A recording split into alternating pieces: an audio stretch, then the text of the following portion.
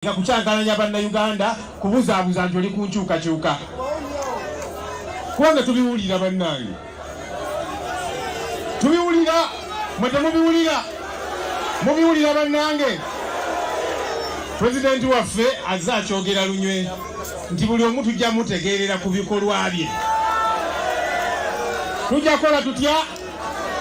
Buli omu tujja mutegeerera ku bikolwa bye. So kakati gwe bonotandika okutambula aga simanya atoti this way atoti that way ng'obuzaabuza bannayuganda bajja kubabuuka.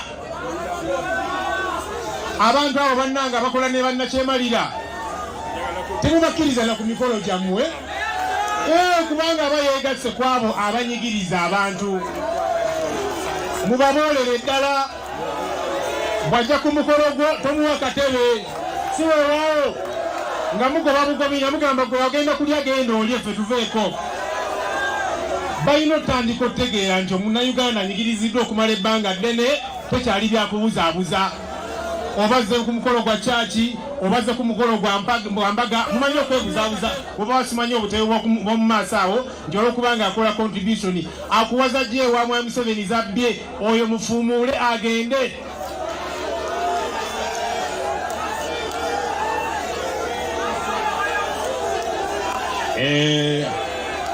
Abantu amanya waliwo ge boogera eyo. Omanyi DJ behave. Kale tuwuliziganye.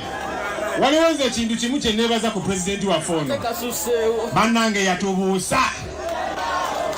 Kati oli ne weebuzaabuza nti ayambadde enkofiira ng'eno gye nyambadde ng'awoza people power our power ng'ate akolera Museveni, muba mujja mutegeera kubanga mwabuuka. Tekyali byakubabuzaabuza. Abamu obaoli awo bakwata ne fulaga yaffe ne bawangula naye ng'ate bakolera Museveni. Abantu abo twagala okubawooninga ng'oli mukulembeze oyambala ettaayi ya redi n'oyambala akakofiira owoza people power owoza Kyagulanyi pulezidenti wo ate ng'okukuta ekiro ng'ogenda kulya wa Museveni. Twababuuka dda.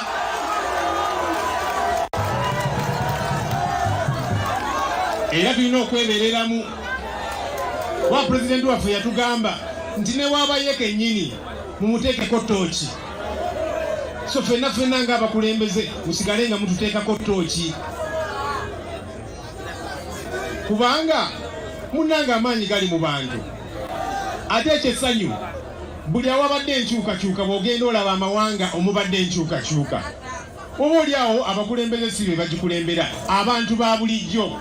So kati gwe bw'olaba ng'omukulembezeewo gwe walonda tali ku mulamwa mugamba waayi dda ku bbali ffe tuyitewo kye twagala tukimanyi. Basabo ne bannyabo bannaaye enkyukakyuka esobokera ddala nga twegasse nga tuli wamu. Tekijja kuba kyangu naye kassa tulemerako. Bannakenya baakikola. Bannakenya beegatta ne bagamba Muzeeyi Daniel Arap Moi yali abaliisa kakanja sebo genda n'atema n'agenda. Naffe wano tukisobola. Sudaani baakikola. Bannaye muwulira ebiri e Sri Lanka nga bannansi ffe nga ffe tusobola okwegatta ne tugamba nti ekimala kimala.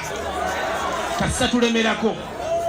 Ate nakyemalira kyakola bw'alaba abe kugamba bali awamu bannankyukakyuka era ng'ateekamuko ku bantu be oba ng'asalawo abamu ku bo ng'abagula ng'agula ono n'oli, naye ate ffe abasigalawo ffe abasinga obungi tusigale ku mulamwa. Enkyukakyuka ejja kujja laazima mu buli ngeri yonna.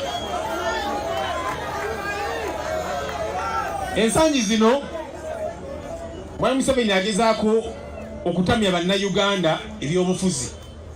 Atya nga tugenda mu kalulu ne tukawangula mu byalaali ne tuwangula e Kayunga ne n'ateekawo omuntu we. Ekirungi nti gwe baalangirira e Kayunga bamuyita RDC kubanga Mwami Museveni alonda ba RDC talonda ba LC5 chairperson. LC5 chairperson ow'e Kayunga ye Harriet Nakwedde gwe baalonda. Oli simanya muwonge simanya ki oyo RDC. So kakati babikola bino okubatamya ebyobufuzi, okubatamya okulonda, okubatamya enkyukakyuka. Naye kakati tulina gamba nti ne bw'anaakola atya tugenda kulemerako mu buli ngeri yonna. Mwami Museveni abadde yakayita waawo, si we waawo? Awulidde ekiri wano n'atyamuko. Kubanga buli wakwata mu kalulu abantu ne babakuba ne basiba abalala abayagala abitutamye. Naye kati bw'alabanga mukyali ku mulama mulemeddeko mugamba tukyayagala nkyukakyuka, naye atende wala agwamu amaanyi. Tulemereko ku nsonga. Twakava mu kalulu ka Soroti era ebyaliyo mwabiraba. Abakulembeze ne babakwata ba agency bonna ne babakwata kugamba nga babba mu ngeri ya kivandulo nga baagala babibatamye. Tuli wano bategeeza nti tetugenda kupondooka, tetugenda kupowa. Tugenda Kisoro, tugenda Paalisa, tugenda Kaseese mu bululu obuliyo. Ate nga tetugendayo jasi lwa byakulonda, tugendayo kukunga bannayuganda abali eyo tubagambe nti bannaaye ebyenkyukakyuka ffenna tubyegatteko. Kyekyo tutwale Kaseese, Ekisoro, Paalisa, ate ne pulezidenti waffe agendayo tukunga abantu beeyo. Kubanga munnaye abantu beeyo babonaabona. Kaseese bagendayo ono Peter Elweru ye yaduumira ne batta abantu abayitirivu. Kabaka waabwe omumbeere akyali under house arrest wano e Kampala, tebamukiriza gendayo. Kati bali eyo balina ennyiike ku mitima. So tugendayo okubagumya, tugendayo okubakunga, okubaga nti embeera eno gye mulimu kasa twegatta ffenna. Lazima abasajja bano tujja bafuumula bagende. Kyekitutwala mu bululu buno. Era nga tetugenda kupondooka, bajja bikola bagezeeko okutunafuya okutumalamu amaanyi, naye tugenda kulemerako. So abantu beeyo, ab'Ekisoro, ab'Epaalisa, ab'Ekaseese tugenda kujja, ate tujja ne kyali waffe gwe bayita Kyagulanyi Ssentamu Robert.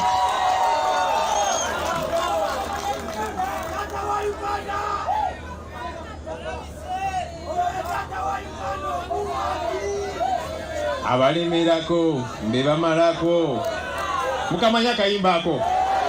Kakati tulina kulemerako mu buli ngeri yonna. Babikole byonna bagezeeko tunafuya otumalamu amaanyi ne bino byazaakola kati bw'afunayo koomu n'agulayoko. Ayinza n'okufuna owa NUP n'amugula, naye ekyo tokitumalamu amaanyi bannange. Kubanga ekyamazima kyo kiri nti omuntu omu oba omukulembeze bw'asala eddiiro, bannayuganda era okunyigirizibwa basigala bakutambuliramu. Kaakati abazaagula bonna ne Robert Mao kati yamwegaseeko. Bannange mu ddwaliro waliyo eddagala kubanga Mao yakyuse. Ebyenjigiriza byateredde. Ebyenfuna mwe muli bulungi kubanga Museveni azaagula abantu bano bonna. Kaakati ekyo kikulaga nti oli bw'agenda aba agenze kulya ye nga ye. Kaakati ffe abanyigirizibwa tulemereko mu buli ngeri yonna. Munzikirize ebigambo bino mu ddakiika 2 mbyogere mu lufuutifuuti. Omanyi bano bamaawo balowooza ndi ffe tuli bageto oluzungu tetumanyi. Kakati kandufuumuula kitegeere. Kirungi bannamawulire weebali bagenda ddu mutwalira oluzungu agambe nti bannange aba people power nga bw'olwogera oluzungu tujja ddogera zonna ennimi tuzogera.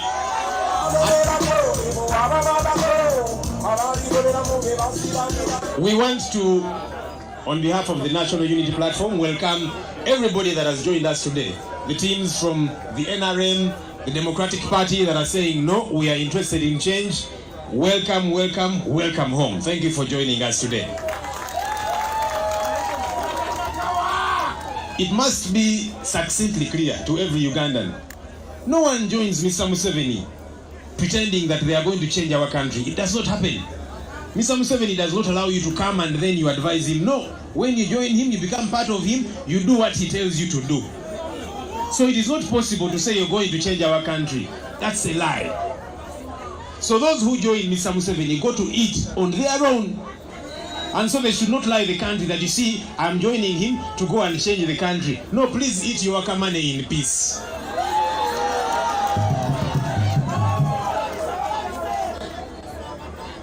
And I would like to remind our leaders, because you see, Mr. Museveni has been buying people. He's not going to stop at Robert Mao. He's going to keep approaching each one of you. But when you cross and you join Mr. Museveni, these people here, these ones here, they are watching, they are alert. And they will not allow anyone to confuse them. That you see, I'm joining Mr. Museveni to try and cause change. That cannot happen. This is how we cause change. That's why people of the NRM, people of the Democratic Party have joined us to say, you know what? The situation is a very perplexing one. Let's join you and then we fight for change. And we want to be able to do that. We want to press on. You see, achieving change is not simple business. But once we press on every step of the way, it is possible. Kenya did it. They rose up and they said enough is enough with Daniel Toroitich Arap Moi. And they said, please leave. He had ruled them for 24 years. We can do that here in Uganda. The people of Sri Lanka are doing it and they are showing us an example. We can do the same here. Because it is legal. It is allowable within our constitution to say, you know what? Enough is enough. Away with you. We want change. So let's keep united. Let's keep pressing on.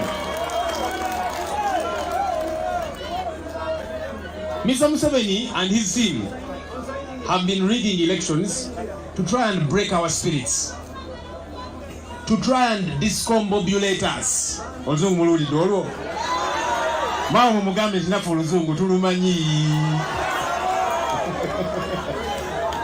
But we are not going to allow to be discombobulated.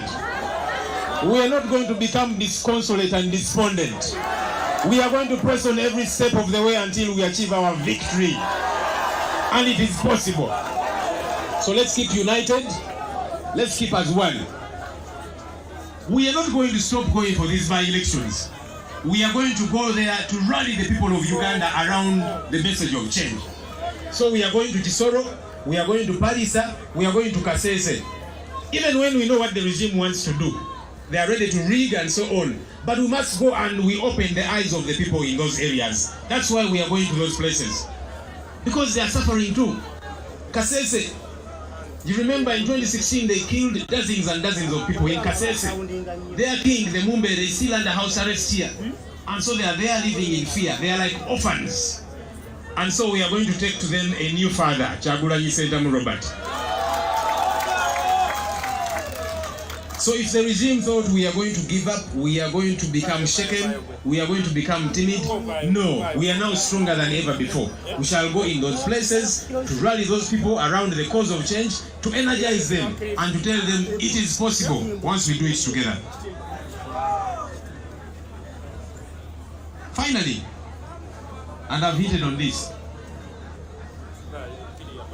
Ugandans should stop being afraid whenever you see a leader being bought by Mr. Museveni from the opposition. No. Because you see, even when any of us crosses and joins Mr. Museveni, the situation remains dire. Museveni has been buying people of the opposition, so many of them. Mao is the latest, but there have been many. But as the situation changes, there is no medicine in hospital, even when they say they have joined him to make things better. The economy has been plunging and plummeting by the day. Things have gotten worse. So even when leaders cross from the opposition and join Mr. Museveni, as long as we, the ordinary people, remain united, we shall do everything possible to see that change gets to happen. People power. Our power. Oluzungu njogedde lungi kandukomyawo. Nina bayitira omusajja ate alwogera n'okunsinga. Bannaye afuntula oluzungu omusajja ono. Ladies and gentlemen, basebo ne banyabo, abakulembeze, abantu baffe, those that have joined us from NRM, from DP, the people of Uganda, I introduce to you Mr. President Kyagulanyi Ssentamu Robert. You're welcome, sir.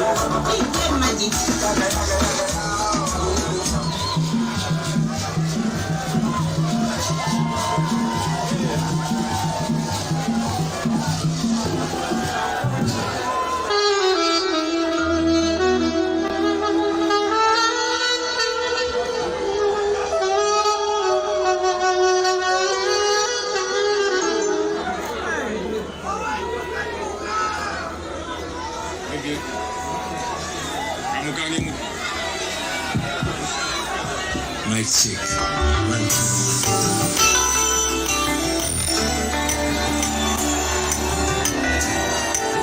Mic check. Kamalero nebenyike nyingi alines unga zange akaimba mukali tunde pena mutima gwange tekitegeeza kugenda mukama lyakoze tezisima naye gwe alina obuyinza okusema wange nali muketonde bambuuza nti oba mukama abamu abali tutamanya oba yeye atabula eggulu n'ensi bakine yalagira banyabamukawaliriza abakola ebituufu bebabonabona nga bakola ebikyamme bababonabona netubuna olusiya n'abagambako kuba ne bakabona ekyo kireetedde bangi okubuusabuusa n'okukkiriza kwabwe kugendedde balaba bakola bituufu ayizibwa bubi nga tebamawo obaterete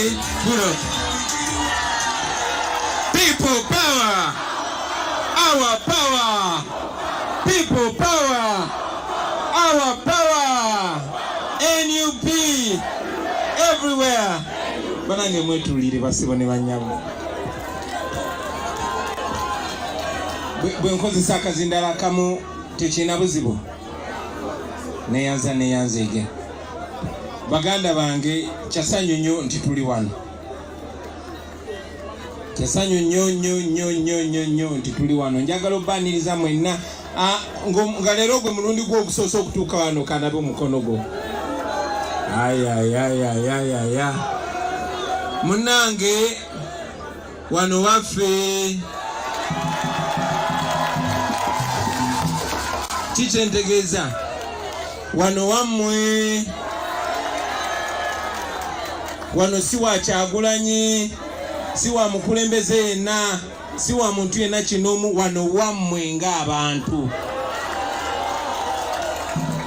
Njagala okukozesa guno omukisa okubaaniriza mwenna bassebo ne bannyabo n'okubeebaza naddala abakulembeze bannange olw'emirimu gyonna gye mukola okutusobozesa okuba nga tuli wano tugenda kubeerawo lubeerera.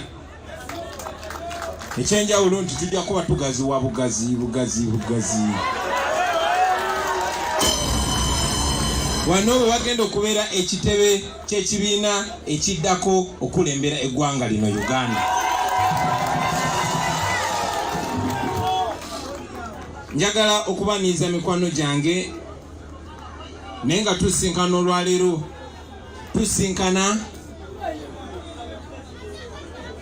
njagala nnyo abantu abali wano mbere nga mbalaba.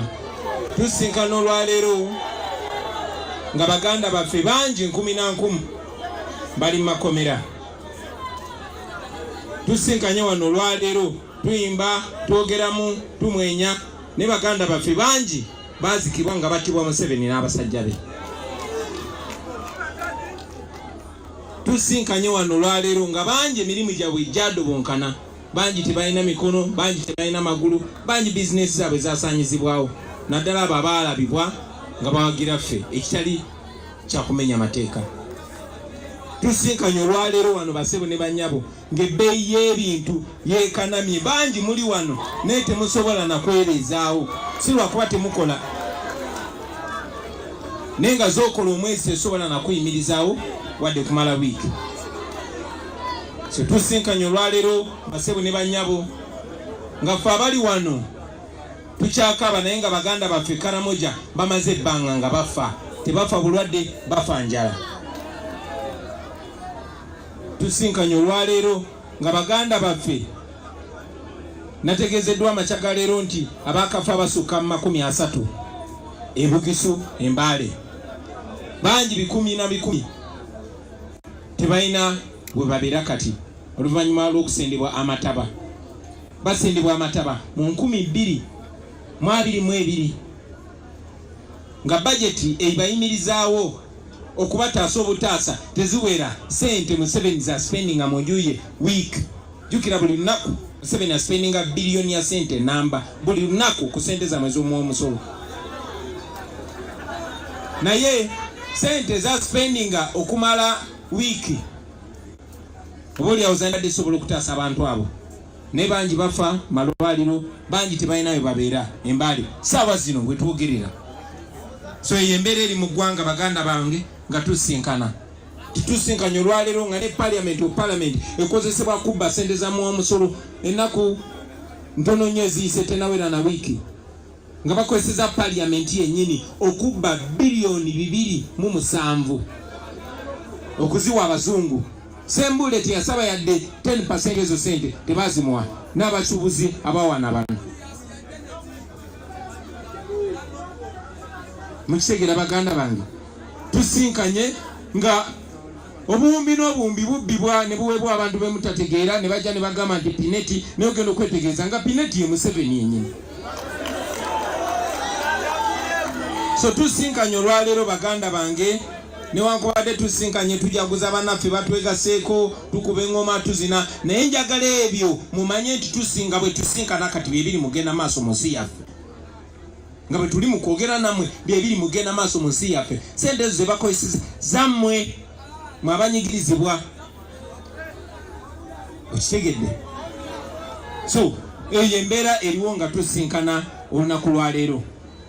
Kiba kya buli az'amaanyi okujja wano ne tulisivinga abava mu DP oba mu NRM oba abavawa ne tugenda ng'ensonga ezo tezoogeddwako.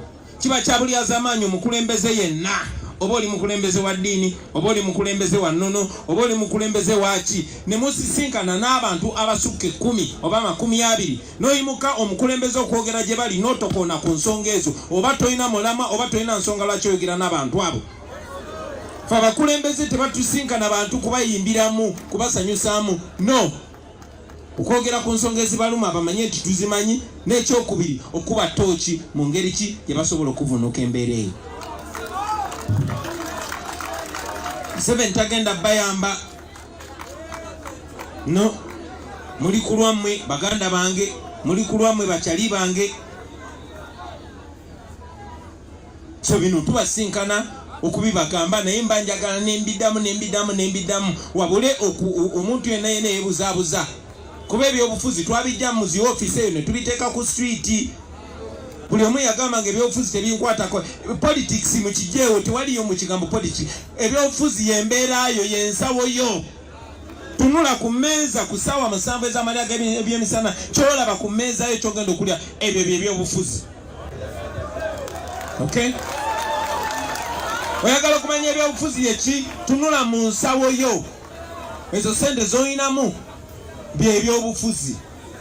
Tunula ku ttaka lyo lye basenda lye babba byebyobufuzi kyali wange. So kikulu nnyo tumanye nti tetuli wano ku kinyumu, tetaddewo kino kitebe ku kinyumu, no. Taddewo wano kitebe nga base ey'okusinzirako okwetaasa. Ate si bya wano wokka wabula buli wamu, wano tusinzirawo businzi. Naye njagala naawe amakaago ebere base yaffe, geto yo ebere base yaffe, mu kirombe kyo ebere base yaffe, buli wamu ebere base yaffe.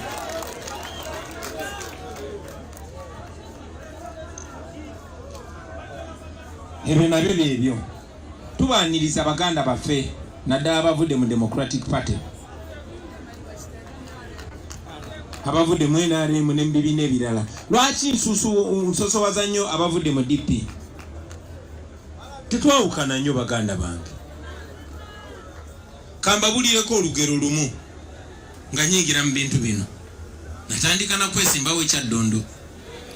Nali nakulira ewaka nga taata wa DP, mama wa DP, bano bakulu bange bonna banyazi ba DP, era nga baleeta ebyobufuzi ewaka. Kitegeeza nazaalibwa mu famire yaki ya DP. Naye bwe nagenda nkula, nagenda ndaba nti ebyobufuzi babifudde kazannyo. Era nga naaba bagamba nti batulwanirira ebiseera biri, nesanganga nga ate ndaba aba DP ebiseera ebyo nga mulabe wabasinga wa FDC, ate naba FDC mulabe wabasinga wa DP. Nebintabula nengamba mu bantu mmwe mukimanyi nti n'obusajja obutufufugaza bwe buli. Lwaki mwe buli omu mulabe wa munne? Era yali ensonga lwaki saakwatira bendera yonna kifaana, saakwatira kibiina kyonna bendera, kuba nalowooza nti waayina okubaawo omulamwa omupya. Era byali bigambo byange abaali bangoberere mu kampeyini ekyaddondo, nabagamba nti size kukiikirira kibiina kyonna wabula nzize kukiikirira omuntu wa bulijjo, kuba ebyobufuzi twali tubidisconnectinze. Ebyobufuzi byali bivudde ku bantu ba bulijjo, nga waliwo kirasi ey'enjawulo ey'abannabyabufuzi, nga bantu bo bali byabwe ne bapolitician bali byabwe. Era omulama gwe twajja nagwo basebo ne banyaabwe mba mujjukira baali baguyita era bakyaguyita people power. Twajja ku lw'amaanyi g'abantu nengera tumanyi twabagamba nti kizibu ekibiina ekimu kyokka okukyusa embeera kuba nakyemala yajja kumakinga sure mwenna abanyigirizibwa mukontana bwe mbanga muli basibe naye nga mukyalwanira mu kkomera kiba kizibu oli abasiba abali bulungi era tetwasooka kulangira ekibiina kya bufuzi n'ekimu twajja n'ekisinde kya people power nga twagala okugatta ebibiina byonna ngera tumanyi bwe obanga ovuganya Museveni obeera munnaffe mujjukira ebyobufuzi ebyenjawulo ebyaliwo mu kiseera ekyo ne tutasobola kukanya na baganda baffe aba FDC ku kaseera ako naye ate ne bwe twali tulowooza nti tusobola okukanya nabo omukulembeze waabwe n'amakinga sure tetukanya nabo bali baganda baffe aba DP era yavaayo n'atutegeeza nti kati yali atufunye kubanga twali tetulina center number naye kubanga Katonda teyatuwa mitwe mikalu twazanya firimu ne tuyita Museveni kulitalaba kuba yali alemeseza people power okuwandiisa ekibiina ekyobufuzi ate nga mutubuuza nti abaffe tubulayo myezi mibale okulonda tugenda kutikinga kabonero ki ekisumuluzo temukiriiko enkumbi batugambye tebali nammwe abaffe tugenda kutikinga kabonero ki sijja kudda mu mboozi eyo naye twamaliriza tubaleetedde amboleera nti yemu era twabategeeza basebo ne bannyabo nti NUP yali egenda okubeera political wing eya people power kitegeeza nti ne NUP yali ntono ku people power kitegeeza mmwe amaanyi g'abantu mwe abali mu NUP mwe abalala atali mu NUP atalina na kibiina naye nga weetamwadde embeera ereeteddwa Museveni era ng'oyagala eveewo. However okulembera eggwanga kuba tetwajja kujjawo buzibu Museveni twajja nze gwe mulaba najja nekulembera timu tujye Museveni nze nkikwatemu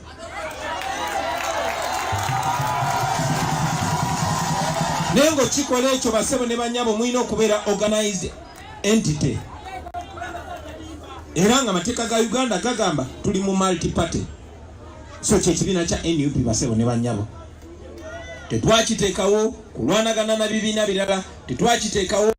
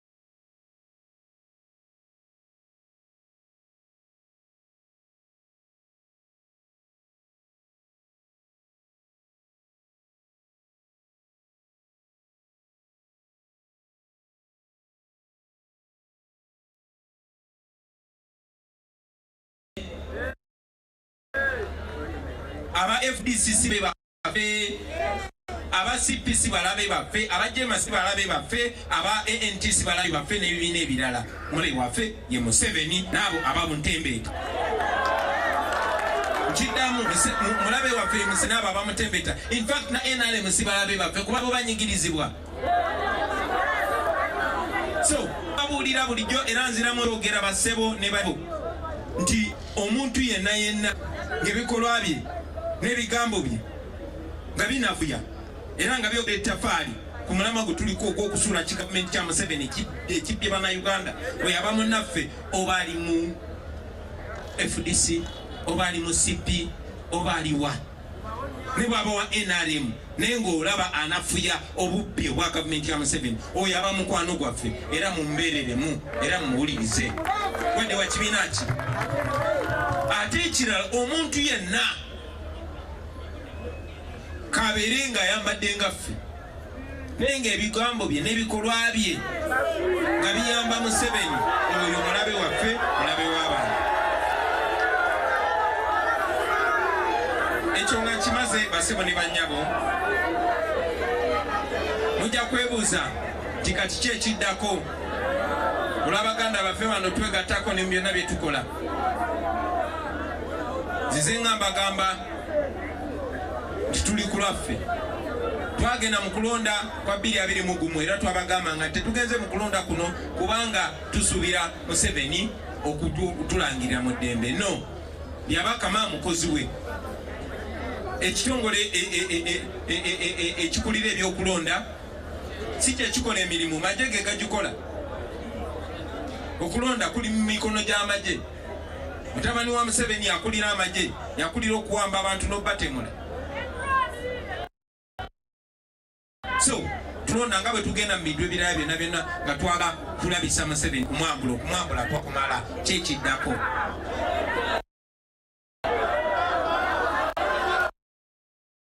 Muze byonna byonna bye tukola n'okwetoola amawanga gye tutambulira. Museveni yali smart nnyo, yali mugezi nnyo nga yalimba amawanga gonna akirira Uganda. Uganda yimiri ku ssente ze beewola nga bazeunya lyo n'ery'omwana wo nga mugenda zisasula paka ozukulu nakana.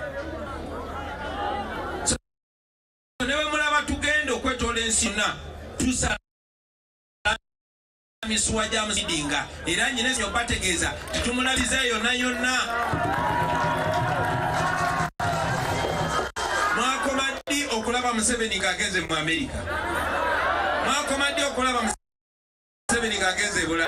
Mu nsi nnyingi eyo atyayo kuba bw'agendayo bwe bamulabirako ebajjeeke. Naye tekimala. Bigenda maaso nammwe mwina ekyokukola bassebo ne bannyabo, nammwe mwina omulimu ogw'okukola. N'olw'ensonga eyo nga tugenda maaso njagala obategeeza era omwogezi waffe atogeddeko. Banyo baadde beebuugunya balamugenda ne mugenda e Kayunga ne balonda wakati mu eringi magye gye gakola aba ne bawangula. Ne Museveni ajja n'abagamba wadde muwangudde nze njagala ono era ne balangirira ono. Kati bannayuganda bagenze beebuuza nti abaffe okulonda sitoli ki? Tugenze Kayunga, bino bye bakoze. Tugenze Omoro, bino bye bakoze.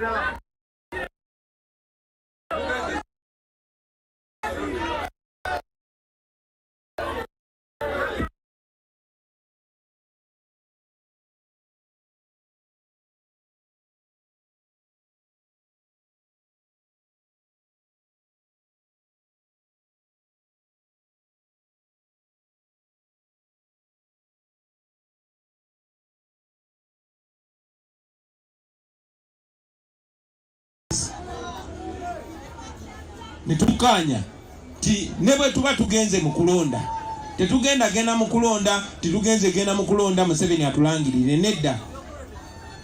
Era bassebo ne bannyabo njagala bategeeza nti enjiri yaffe egenda kukyukamu.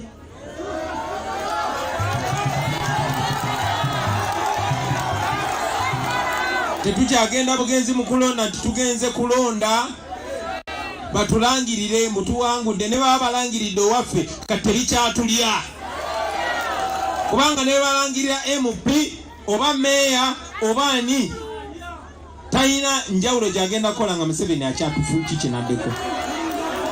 Kale nno buli we tugenda mu kulonda tugende mu kulonda okwo nga tumanyi nti tukugenzeemu ku lwa ggwanga lyonna ate kyali kibaddewo. Twagenda mu kulonda wano okw'Ekyaddondo ne kwalinga okuli e Kawempe, kwalinga okuli eggulu, kwalinga okuli e Masaka. Buli kulonda kwonna ebere Manduso. Bwe twagenda mu kulonda Arua kwali Arua eri naye ebyaliwo embeera temwagiraba eyaliwo bassebo ne bannyabo. Museveni ye mwetegefu okukola buli kya buswavu.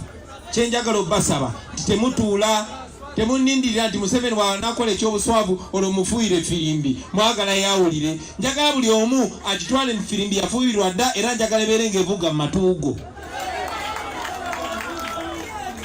Gwe bw'olaba abaana b'e Busoga nga basituse naawe tandikira w'oli. Mulekerawo okutusaba okubalagira. Waliwo ono gwendagira enjala emulume? Waliwo gwendagira enjala emulume? Kati sigenda balagira kunyiiga. Bwe muneekyawa mujja kwenunula.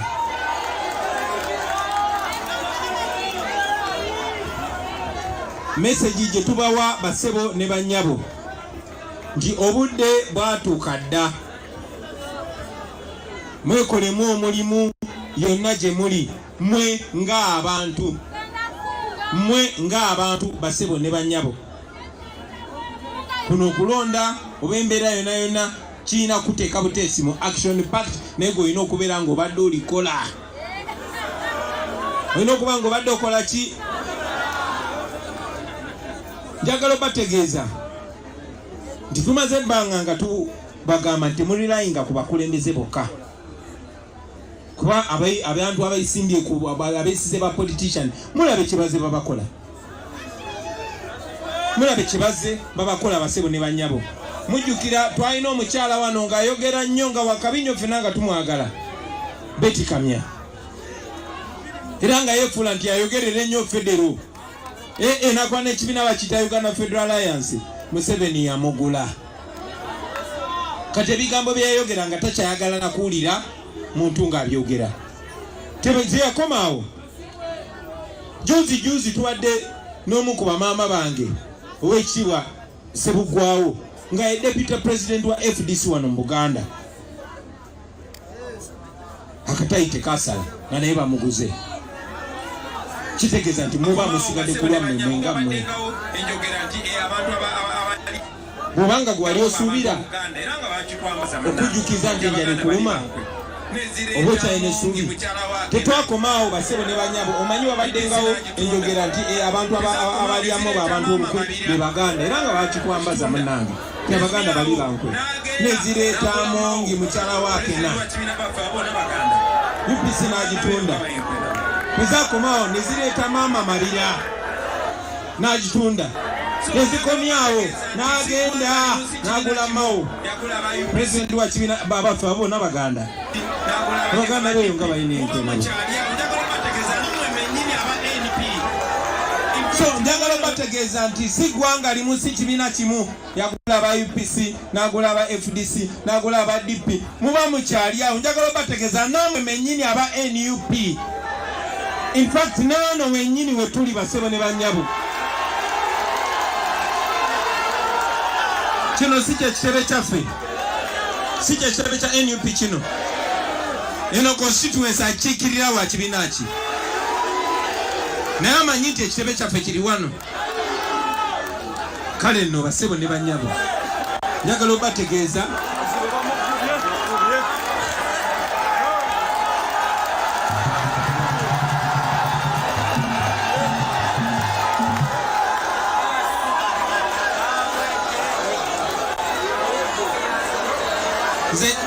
ze nyine ndowooza nti abantu ba ghetto mutegeera, era nyine ndowooza nti byembanda banamwe mubiraba.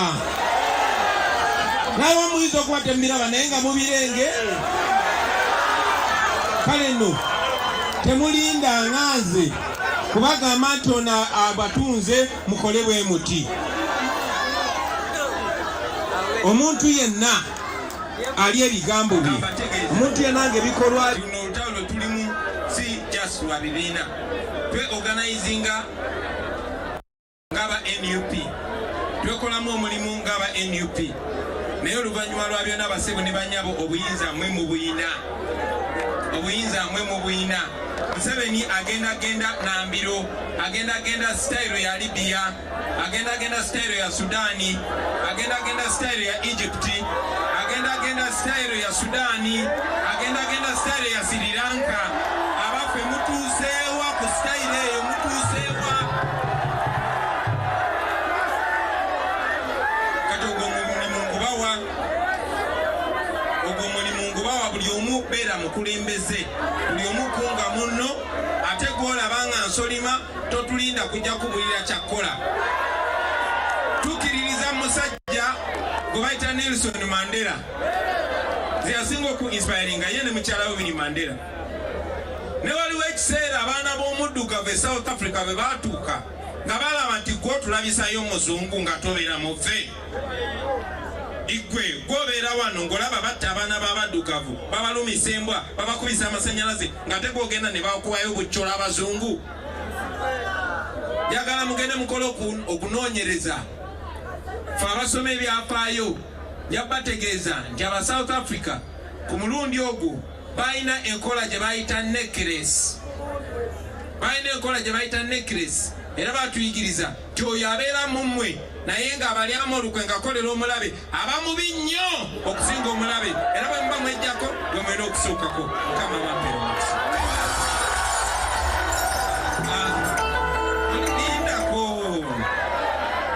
Lindako kubanga betwogera namwe temuli wano mwekka. Waliwo bannaffe abatulaba era bantegeeza timenyemenyemuko ebigambo byange mu luzungu bitono nnyo. Tukoze binti n'essaawa ez'oluzungu zibadde zigenze naye njagezagezaako. So mufunze, my message is in 3 phases. First, my message goes to the friends that are joining us from the DP and other parties. We welcome you. But I want to remind you that this is not ordinary political. We are visionaries. Our mission is not just be another opposition political party. Our mission is to remove the dictator, and to remove the dictator now.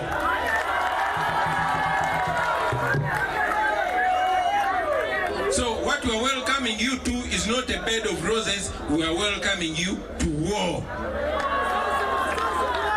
So welcome to the war front. Number 2, we are people power. Much as we have a political front, which is a national unity platform that works only in formal zones. But at the end of the day, we have a bigger idea, that is people power. We relate with everybody, even those that don't belong to NUP. And number 3, other political parties, especially opposition political parties, they are not our enemies. I repeat, they are not our enemies.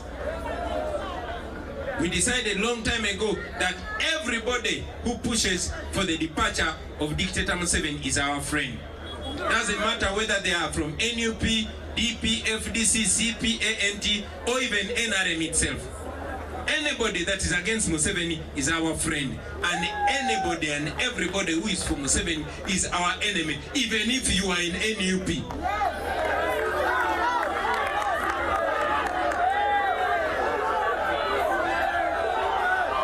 My message again is to send to everybody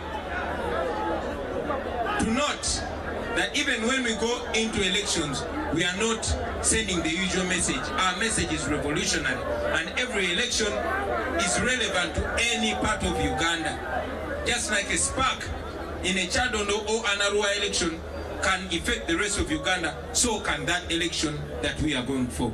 We are not just going to secure a win, because even when you win, even when they announce you winner, you are going to change very little, if any at all. And finally, my message goes to everybody still about the sellouts. We've had sellouts from every formation. We've had sellouts from the FDC, the Betty Kamias, the Mama Mabidas of this world, and so many people are laughing at FDC until they took from DP. From UPC. We're laughing at UPC. Now they've fished out the president of the Democratic Party. And that is not enough, because we are aware that there are those, even in NUP, working with the dictator.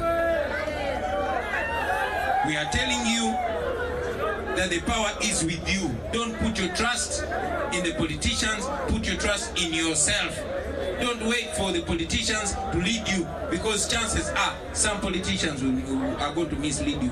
Nobody is going to tell you about your pain. You feel it. Rise up and act. Finally, and very, very finally, I want to tell you that we support protests. Tuwagira okwe kalakasa. Anachemalira echibatwala okwe kalakasa mudembe. Tebabatisanga Museveni ensonga lwaki atta abantu.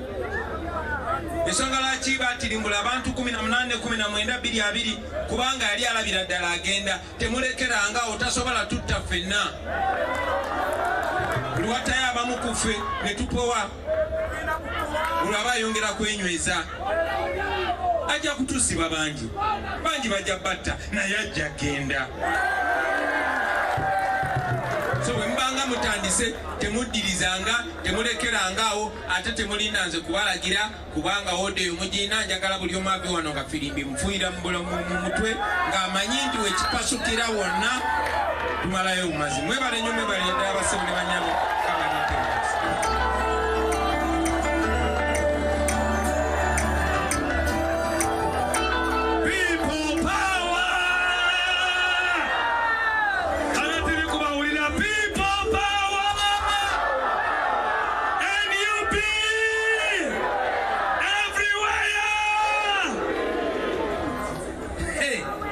Tulize mu bya bululu ebyo nga byaggwa dda. People power, our power, okwekalakasa oye, okumutwala oye, akatengo mye, olutalo nga luwedde tuliyambale engule,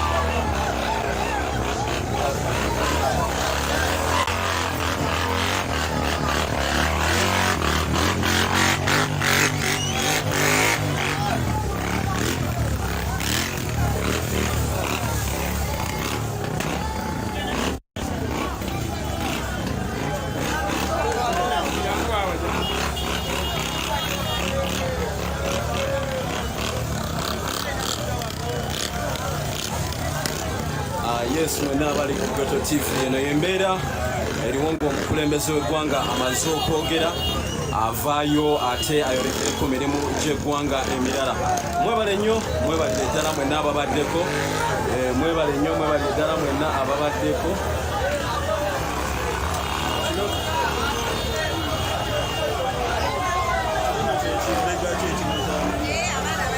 Bajja kikubira mwerere ekyo lwabeera kirala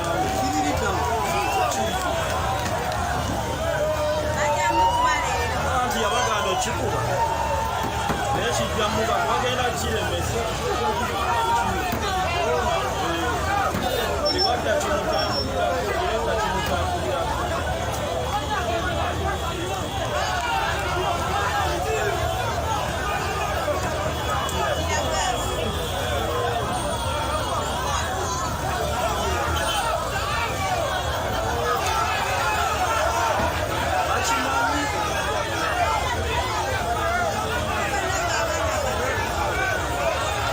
emotoka eyo gye mulaba omusajja oyo bamuyita erinnya lya kisiraamu yatambulira ku Bobi Wine buli wabeera mbega wa poliisi. Buli wabeera bagiganye okutambula olunaku olwaleero bagiganye omugoberera agezaako nnyo okumugoberera naye bamuganye okugoberera omukulembeze bagezezzaako bamugaana okugoberera emmotoka eno, okugoberera omukulembeze. Abaana bataddewo embeera era kati bagenza okumukkiriza olwedde omukulembeze amaze okuwulirayo. Ekisajja ekyo kimugoberera okuviira ddala ewaka okutuuka wonna wadda.